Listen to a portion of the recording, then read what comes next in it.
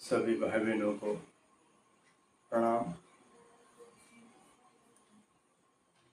उस चैतन्य आदिशक्ति माँ गायत्री का ध्यान करते हुए गायत्री महामंत्र ओम भूर्भुवः स्वः तत्सवितुर्वरेण्यं भर्गो देवस्य धीमहि धियो यो नः प्रचोदयात्। ओम गुरु ब्रह्मा गुरु विष्णु गुरुदेव महेश्वर गुरुदेव साक्षात् परब्रह्म तस्मै श्री गुरुवे नमः।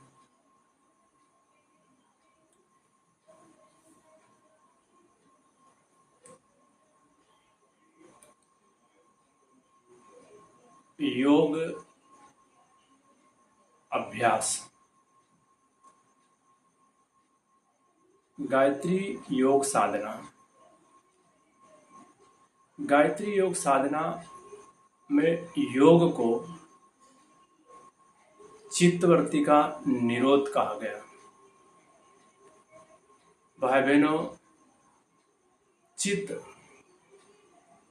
की वृत्ति का निरोध करना योग साधना में बहुत महत्वपूर्ण है। चित्त की वृत्तियों का निरोध किए बिना हमारी साधना की सफलता संभव नहीं। महर्षि पतंजलि ने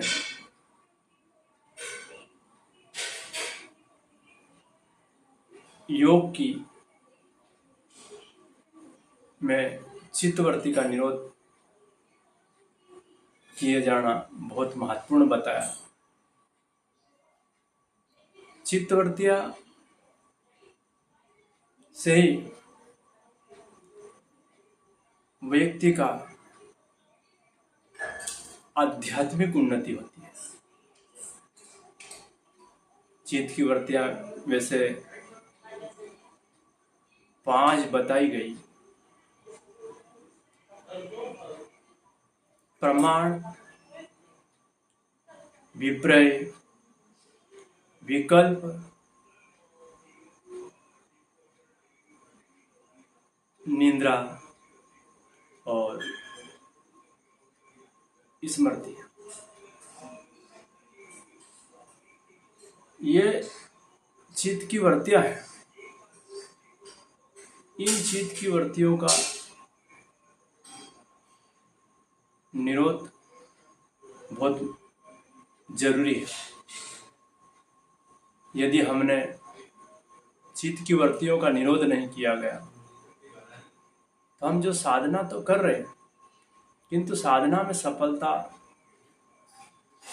मिलना संभव नहीं। प्रथमतः प्रमाण। चित्तवृत्ति जो प्रमाण है, हमारी जो इंद्रियों की जो प्रत्यक्ष अनुभूति होती रहती है, उन अनुभूतियों को कैसा रोका जाए? योग के माध्यम से।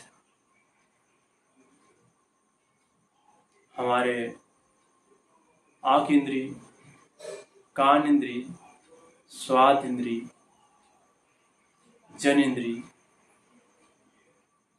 ये जो हमारे 5 कर्म इंद्री है और 5 ज्ञान इंद्री है, इन इंद्रियों की प्रत्यक्ष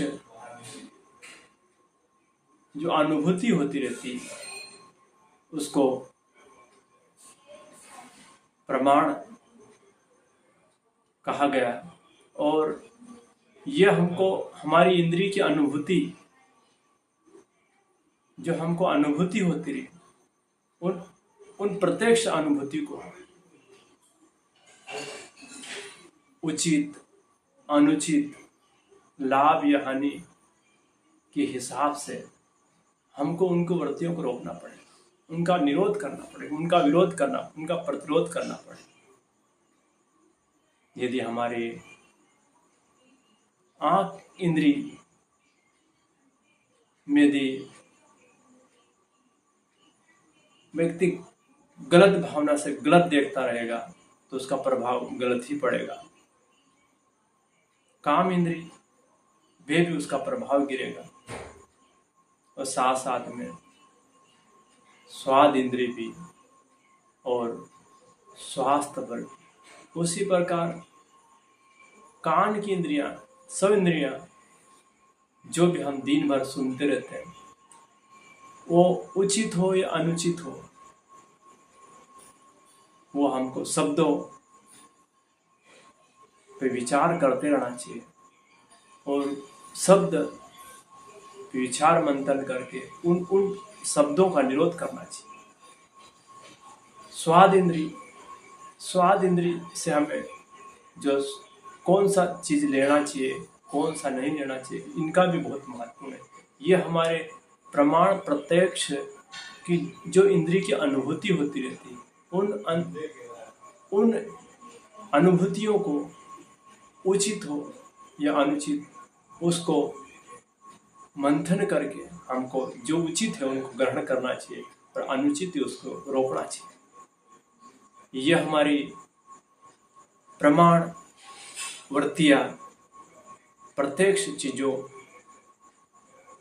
को देख के हम उसमें ललायत होने लगते, ललचाने लगते हैं। दूसरी विपर्य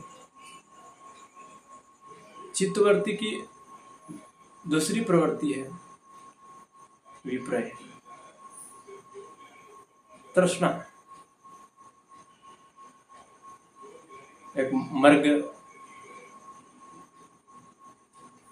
की कस्तूरी की तलाश में मर्ग भटकता रहता, किंतु मर्ग को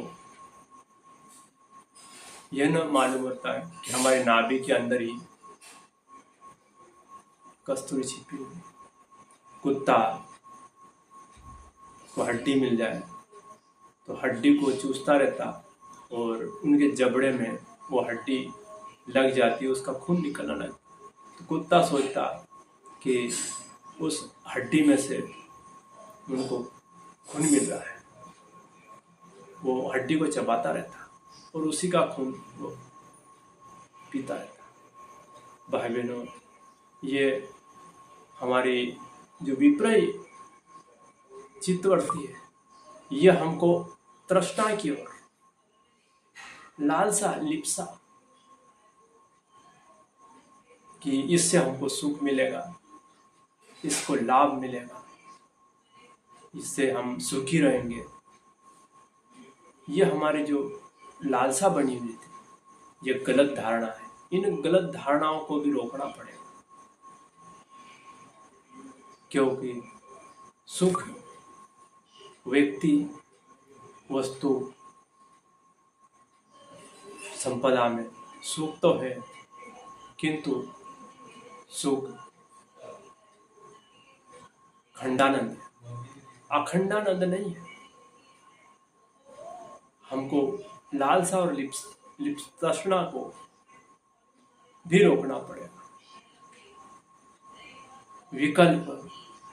विकल्प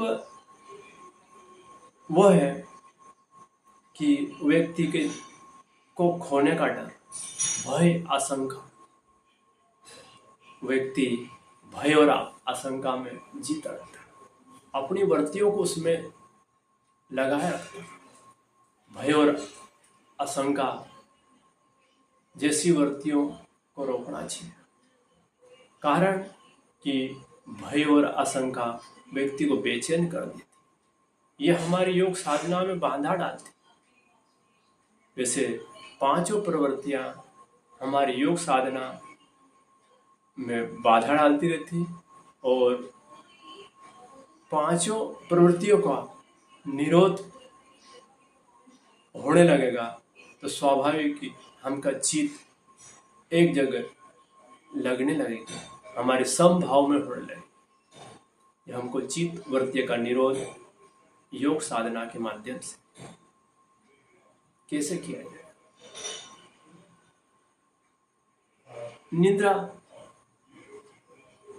निद्रा व्यक्ति निद्रा में ग्रसित रहता, अलस प्रमाद में व्यक्ति कुछ करना नहीं चाहता। ये वृत्तियां हमारी, इन वृत्तियों का निरोध करना पड़ेगा। युग निर्माण जैसे महत्वपूर्ण कार्य के लिए हमें चित्त वृत्तियों का निरोध बहुत महत्वपूर्ण है। पांचवी प्रवृत्ति स्मृति। ये स्मृति हमें भूत का या भविष्य का, वैसे व्यक्ति को स्मृति भूत का ज़्यादातर होता रहता। व्यक्ति भूत में जो घटनाएं घटी हुई, जो घट चुकी है, उन घटनाओं को आए दिन याद करता रहता। उनकी वृत्तियां दिन पे उनकी चित्त में उभरती रहती। वही वृत्तियां उनके स्वभाव, गुण कर्म स्वभाव में आ जाती। व्यक्ति भूत में जीता, वर्तमान समय को खराब करता रहता। व्यक्ति जप करता, ध्यान करता, तो हमारे पांचों वृत्तियां में व्यक्ति खोया रहता, डूबा रहता। जप करने पे व्यक्ति को वृत्तियों का निरोध हो जाना चाहिए। ध्यान कर रहे हो तो उसका निरोध होना चाहिए। वृत्तियों का निरोध होने पे भी हमारी ध्यान की एकाग्रता सदेगी। चित्तवृत्ति का निरोध बहुत महत्वपूर्ण है। योग अभ्यास हमारे मन को बार बार निगृहित करने के लिए योग अभ्यास, योग साधना के माध्यम से मन को निगृहित करना होता है। हमारे मन को एक जगह निगृहित करने के लिए हमको योग साधना बहुत महत्वपूर्ण है। गीता में कृष्ण भगवान कहते हैं कि हे अर्जुन, आप कर्म करो, फल की इच्छा मत करो। कर्म ही योग है। क्रमसु कौशलम योग है। कर्म ही योग है। कर्म को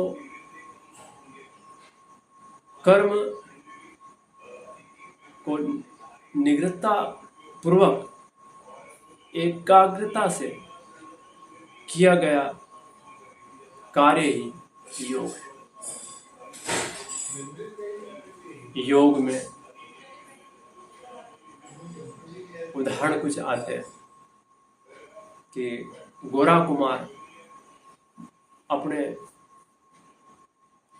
कर्म में अपने मन को इतना तन्मय कर देता था, मटके बनाने में, घड़े बनाने में, नाचन बनाने में, वो सुध बुध भूल जाता था। इतना शानदार मटके बनाता था कि बरसों तक वो है। कुछ लोग कहने लगे गोरा कुमार को कि कुमार जी जितने बढ़िया मटके बनाओगे तो बरसों तक चलेंगे और आपका आय का स्रोत घट जाएगा, क्योंकि बरसों तक चलने पे आपकी व्यवसाय में घाटा होने लगेगा। तो गोरा कुमार ने उस व्यक्ति को यही कहा कि मुझे लाभ हानि से मतलब नहीं, मैं मेरे कर्म को कौशलतापूर्वक करके मैं मेरे ग्राहक को भगवान तुल्य मानता। कौशलतापूर्वक किया गया कार्य ही योग है। बया चिड़िया शानदार घोंसला अपने कौशलतापूर्वक शानदार घोंसला बना ले, जबकि कौवे, कबूतर और अन्य पक्षी जैसे वैसे तिनके बीनके अपना घोंसला बना लेते हैं और हवा आंधी में वो उनका घोंसला उड़ जाता, जबकि बया चिड़िया का शानदार घोंसला बन जाता है। वह व्यवस्थित रहती है, हवा आंधी से बच जाती है। कौशलता पूर्वक किया गया कार्य ही योग है। 3 शिष्यों और एक ऋषियों की कथा आती है कि ऋषि ने अपने शिष्यों को कहा कि वत्स, 3 शिष्यों को कहा कि वत्स आप कुशल लेके आओ। कुश निकालने के लिए तीनों शिष्य गए। उसमें से एक शिष्य कुशलता पूर्वक कुश को ले आया। उनके हाथ में उतना क्षति नहीं हुई। दूसरा शिष्य के हाथ लहूलुहान हो गए और तीसरे शिष्य के हाथ बेदाग थे। वापस कुश लेके तीनों शिष्य आए तो गुरु ने सर्वप्रथम उनके हाथ देखे तो एक शिष्य के तो थोड़े बहुत थे, खून लगा हुआ, एक शिष्य को लहूलुहान था और तीसरा शिष्य बेदाग। गुरु समझ गया। उनसे कहा गया है कि आप कुछ लिया है, तो उन्होंने कहा ईमानदारी से बताना कि आप कुशलतापूर्वक किसने कुश को उखाड़ा। तो पहले वाले शिष्य ने कहा कि गुरुदेव मैंने कुशलतापूर्वक ईमानदारी से कुश को उखाड़ा, ध्यानपूर्वक, तो मेरे हाथ में उतना लगा, चोट नहीं लगी। दूसरे शिष्य ने उस कुशलता की ओर ध्यान नहीं दिया, उखाड़ने जाना उसने, जैसे वैसे उखाड़ने लग गया, उनके हाथ लहूलुहान हो गए। और तीसरे प्रकार का शिष्य आधा उससे लिया, आधा उससे लिया, दोनों से लेके उन्हें पूर्ति कर दी। तो जीवन भी हमारा इसी प्रकार का है कि जो व्यक्ति चतुर व्यक्ति होगा, समझदार व्यक्ति होगा, वह व्यक्ति जीवन को कुशलता पूर्वक, अपनी गृहस्थी को, अपने जीवन को, हर स्थिति में लाभ हो हानि हो, हर स्थिति में व्यक्ति कुशलता पूर्वक कार्य करते हुए अपने परिवार को और अपने को धन्य बना लेता। और वह व्यक्ति जो अकुशल है, घर परिवार संपदा धन दौलत होने के बावजूद भी उनका जीवन लथपथ है, कहीं बीमारियों से ग्रसित है, टेंशन में उद्विग्न है, परेशान रहता, घर के लोग भी परेशान और खुद भी परेशान। कारण क्या है कि वह हर कार्य में वो अकुशल है, लथपथ की जिंदगी जी रहा, जैसे वैसे जीवनचर्या काट रहा हो, जैसे वैसे जीवन जी रहा हो। और तीसरे प्रकार का शिष्य वो में दोनों गुण नहीं है, वो यहाँ से इनको बेवकूफ बना, उससे वो छल कपट कर, उससे चोरी कर, उससे बेईमानी कर, छल कपट की जिंदगी जीते हुए अपना जीवन यापन कर रहा, वो खुद भी परेशान हो रहा और दूसरों को भी। उस व्यक्ति में परमार्थ क्या, स्वयं का भी कल्याण नहीं कर पा रहा। तो जीवन में 3 प्रकार के शिष्य को कर्मयोग की कुशलता के बारे में जानकारी नहीं होने के कारण व्यक्ति तीनों प्रकार के अलग अलग जीवन यापन कर रहे हैं। दोष देते संसार को, दोष देते कर्म को, दोष देते भगवान को, चूंकि व्यक्ति अपनी कार्य की कुशलतापूर्वक किया गया कार्य ही योग है। योग की परिभाषा को समझना भेद जरूरी है। व्यक्ति योग के नाम से घबराता, योग कहते कि ये बाबाओं का काम, ये बाबा लोग हैं। भाई बहनों, योग हमारी जीव का आत्मा में मिलन, ये तो योग में आता ही, साथ साथ में हमारी व्यवहारिक जीवन जीने के लिए, हर कार्य करने के लिए कुशलता की जरूरत पड़ती है। और कुशलता पूर्वक किया गया कार्य ही योग है। ओम शांति शांति शांति।